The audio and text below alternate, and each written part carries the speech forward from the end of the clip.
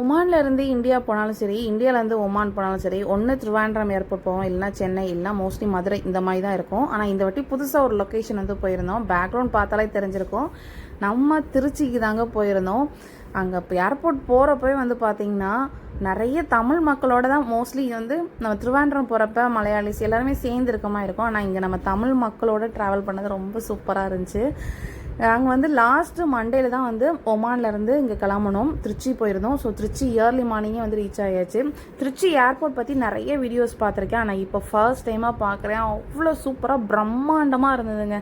இப்போ ஒவ்வொரு ஏர்போர்ட் போனாலும் அங்கே உள்ள ஸ்பெஷாலிட்டி இந்த மாதிரி ட்ராயிங்காவோ இல்லை வந்து ஸ்டாச்சு இந்த மாதிரிலாம் நிறைய இருக்கும். அவங்களோட அந்த ஏரியாக்குரிய மதுரைனா மதுரையோட வரலாறை சொல்கிற மாதிரி நிறைய இருக்கும். ஆனால் திருச்சியில் ரொம்பவே பிரம்மாண்டமாக இருந்துச்சு.